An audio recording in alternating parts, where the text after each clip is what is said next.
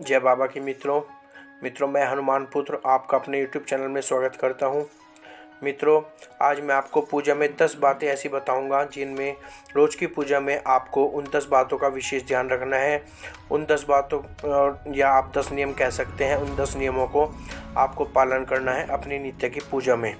देखिए मित्रों, पहली बात, जब भी आप पूजा करने के लिए बैठते हैं सुबह को, तो आपको अपने माथे पर तिलक अवश्य करना चाहिए। सबसे पहले अपने माथे से भी पहले आपको भगवान को तिलक लगाना चाहिए, भगवान को तिलक अर्पण करना चाहिए।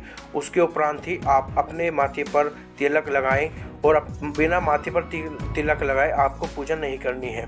लेकिन आप इस प्रकार ना करें कि आप पहले अपने माथे पर तिलक लगा लें और उसी तिलक को आपको भगवान को नहीं लगाना है, क्योंकि वो तिलक झूठा हो जाता है।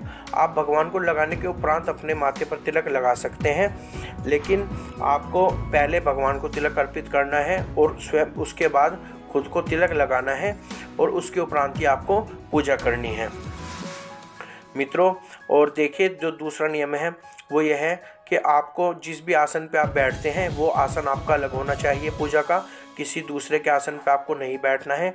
और जो मैं आपको इसमें मुख्य बात बता रहा हूँ, जब आप आसन पर बैठ जाते हैं, बहुत से व्यक्ति ऐसा करते हैं, आसन बिछाने के उपरांत आसन को इधर उधर करने के लिए पैरों से खींच लेते हैं, पैरों से खींचकर आसन को इधर उधर कर देते हैं।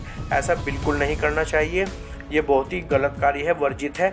आसन को हाथ से श्रद्धापूर्वक बिछाकर उस पर माथा टेक कर आपको बैठना चाहिए, और उसके उपरांत आपको पूजा अर्चना करनी चाहिए। देखिए, जब आप पूजा करते हैं, आप कुछ भी प्रसाद भोग लगाते हैं या पुष्प चढ़ाते हैं, चावल चढ़ाते हैं, तो चढ़ाते वक्त आपके हाथों पर कुछ चावल, कुछ सामग्री, जैसे हवन इत्यादि भी करें, आपके हाथ में सामग्री लग जाती है, तो लगने के उपरांत आपको उसे झाड़ना नहीं चाहिए। बिल्कुल भी अपने हाथों से उस सामग्री को आपको नहीं झाड़ना चाहिए, क्योंकि ये बहुत ही वर्जित कार्य है, ये आपको बिल्कुल नहीं करना चाहिए। कुछ भी आपको हाथ पे प्रसाद भी लग सकता है, चावल लग सकते हैं, पुष्प आदि की पंखड़ी लगी रह सकती है, तो आपको इसको बिल्कुल भी झाड़ना नहीं है। और एक बात, आप जब भी कुछ कार्य ऐसा कर रहे हैं, भगवान की पूजा अर्चना कर रहे हैं, तो आपको कुछ भी ऐसा नहीं करना कि आपका हाथ भगवान के सिर के ऊपर से होकर घूमे। आपको अपना हाथ भगवान के सिर के ऊपर से नहीं घुमाना चाहिए। और मित्रों, देखिए, जब आप भगवान की पूजा करते हैं तो आप जो है भगवान को पुष्प अर्पित करते हैं, जल अर्पित करते हैं, तो इसके उपरांत आपको विशेष बात जो ध्यान रखनी है वो यह है कि आपको भगवान को पुष्प बासी अर्पित नहीं करने चाहिए, और जल भी आपको भगवान को बासी अर्पित नहीं करना चाहिए। कुछ स्थिति में ऐसा है कि किसी व्यक्ति के यहाँ बाहर से जल आता है, तो कहते हैं 2-2, 3-3 दिन पुराना हमारे यहाँ जल आता है, हम क्या करें? तो आप तुलसी दल उसमें डालकर भगवान को अर्पित कर सकते हैं, तो शुद्ध हो जाता है। देखिए, कुछ केस में पुष्प अगर आप पहले दिन अपने घर में ले आकर रख लेते हैं तो बासी हो जाते हैं, परंतु माली के यहाँ पर कितने भी दिन रखे हुए पुष्प बासी नहीं होते। और देखिए, अगर आप जल उनको अर्पित कर रहे हैं, गंगा जल या कुछ विशेष तीर्थों के जल हैं, तो वो भी जल बासी नहीं माने जाते।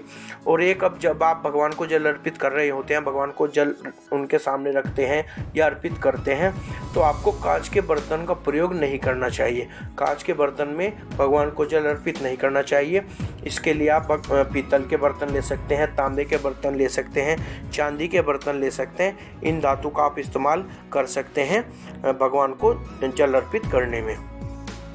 और देखिए, एक और बात, जब आप जो है भगवान को पूजा करते हैं तो उसमें आप दीपक जो है प्रज्वलित करते हैं, तो आप विशेष ध्यान ये रखें कि जो भी दीपक आप प्रज्वलित कर रहे हैं वो नित्य आपको धोकर ही इस्तेमाल करना है।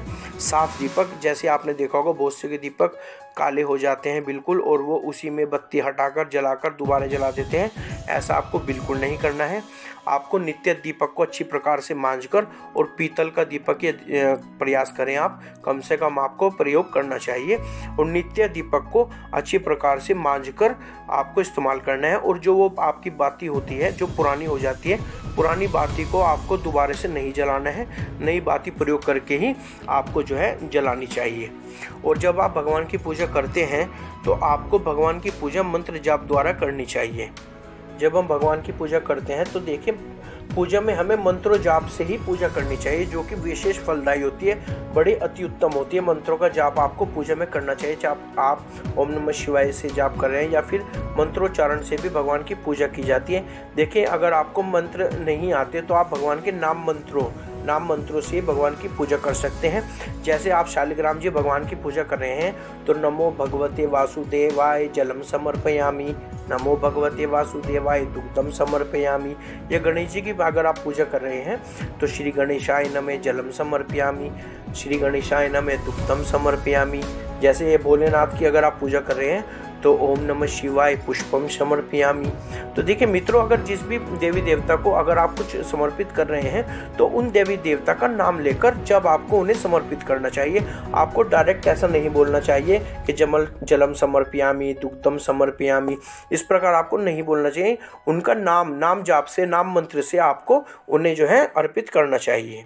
एक जब पूजा आप कर रहे हैं तो आपको पूजा पूरा मन लगाकर करनी चाहिए। देखिए, पूजा बिल्कुल मन लगाकर करना ही अति उत्तम होता है। आपका ध्यान पूजा करते हुए इधर उधर नहीं जाना चाहिए। कोई व्यक्ति बात कर रहा है, आपका ध्यान उसकी बातों में है, या कोई व्यक्ति पूजा करते हुए आपसे बात कर रहा है, आप उसकी बातों का जवाब दे रहे हैं, तो ऐसी पूजा करने का कोई लाभ नहीं होता। पूजा बिल्कुल ध्यान लगाकर, मन लगाकर ही करनी चाहिए, जब भी पूजा पूर्ण रूप से फलदायी होती है। जब आप अपनी पूर्ण पूजा कर लेते हैं, देखिए मित्रों, तो आपको अपनी जो पूजा होती है उसके उपरांत आरती करनी अति आवश्यक होती है। देखिए, जो आरती की जाती है, अगर पूजा में कोई त्रुटि, किसी प्रकार की त्रुटि, मंत्रोच्चारण में कोई त्रुटि हो जाती है तो आरती करने से वो सभी त्रुटियां दूर हो जाती हैं। तो आपको जो है आरती अवश्य करनी चाहिए। और देखिए, आरती आप जो दीपक आपने लगाया है उस दीपक को उठाकर आपको आरती नहीं करनी है। चाहे तो आप इसके लिए अलग से एक छोटा सा दीपक बना ले आरती के लिए, या सबसे जो अति उत्तम आरती होती है, देखिए वो होती है कपूर की आरती। कपूर से आप छोटी से कपूर ले लीजिए, धूपबत्ती बनाकर उसमें कपूर रखकर उससे आप आरती कीजिए, जिससे देवी देवता बहुत अधिक प्रसन्न होते हैं और आपको आशीर्वाद प्रदान करते हैं। और देखिए मित्रों, आखिरी बात जो मैं आपको बताना चाहता हूँ, देखिए जब आप पूजा अर्चना करते हैं, पूजा अर्चना करने के उपरांत शाम के समय, जैसे आपने सुबह को पुष्प आदि अर्पित, चावल आदि अर्पित जो है भगवान को अक्षत अर्पित किए हैं, तो शाम के समय आपको उन्हें हटा देना चाहिए।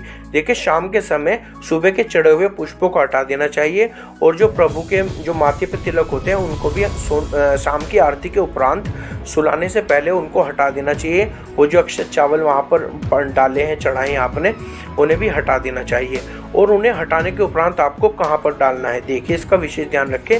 जो चावल आदि इत्यादि होते हैं, देखिए ये सब कीट पतंगों के लिए होते हैं। तो चावल और चीनी वगैरह जो भी है वो आप कीट पतंगों के लिए और जो पक्षियों के लिए आप डाल सकते हैं। और जो पुष्प होते हैं चढ़े हुए, वो आप पेड़ आदि में, पेड़ के नीचे, पेड़ों में, गमलों में आप डाल सकते हैं, जो कि विशेष जो है इनका यही नियम है डालने का।